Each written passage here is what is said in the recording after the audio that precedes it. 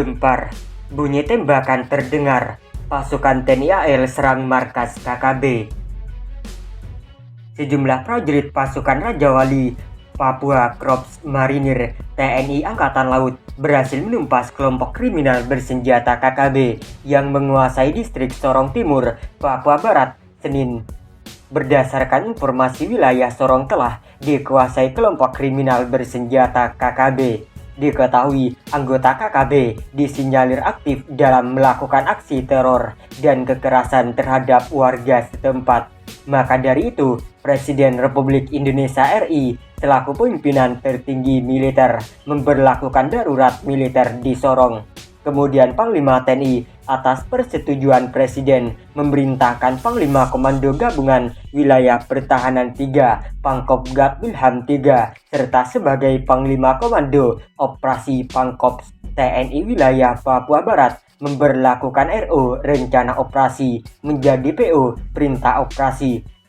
Berdasarkan rencana tindakan kontingensi Rentikon Kogab Wilham 3, Komandan Posmar 3 Brigjen TNI Marsudi Sulistianto, Batalion Infanteri 11 Marinir di bawah pimpinan Letkol Marinir Gigih Catur Pramono segera melaksanakan operasi penumpasan gerakan separatis di Sorong Timur. Usai perintah operasi diturunkan, pasukan Raja Wali Papua berhasil melakukan penyusupan ke markas musuh.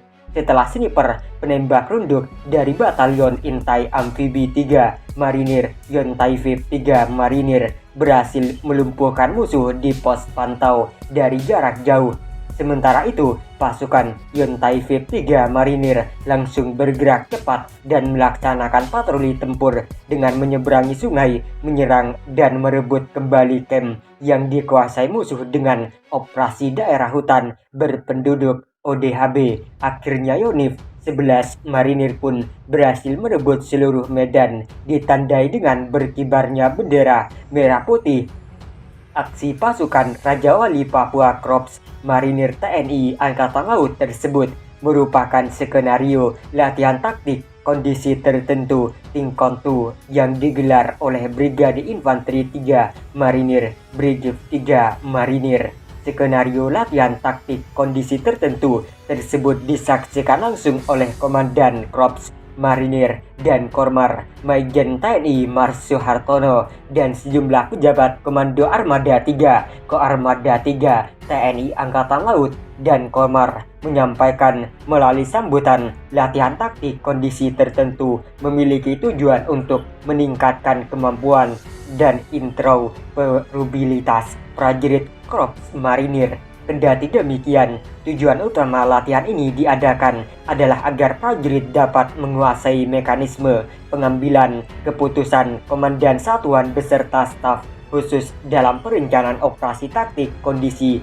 tertentu secara terpadu, serta komandan satuan dan staf dilatih agar memiliki kemampuan dalam operasi lawan gerilya, operasi penyeberangan sungai, operasi pegunungan, dan ODHB.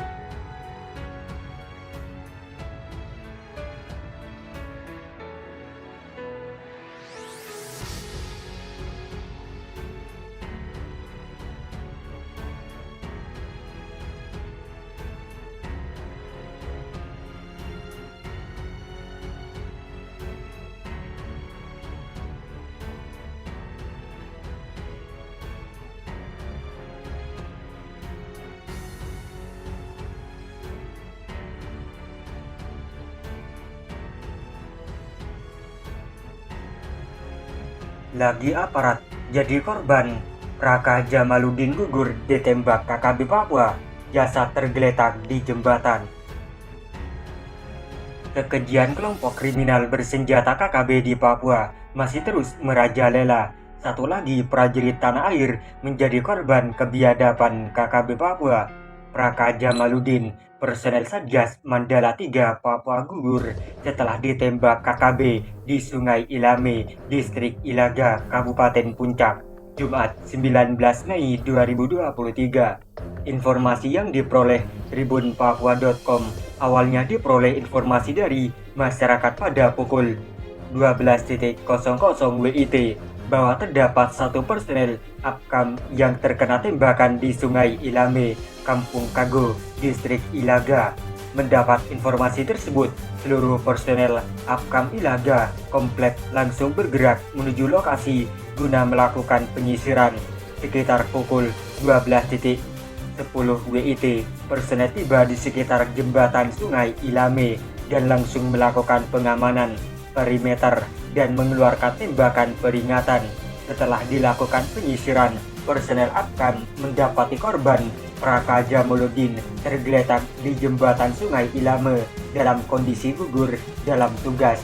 Namun saat ini dilakukan evakuasi, personel mendapat tembakan gangguan oleh KKB Puncak sebanyak 3 kali dari arah sekitar Kampung Wako, Distrik Gome, sehingga personel Apkam langsung melakukan tembakan balasan.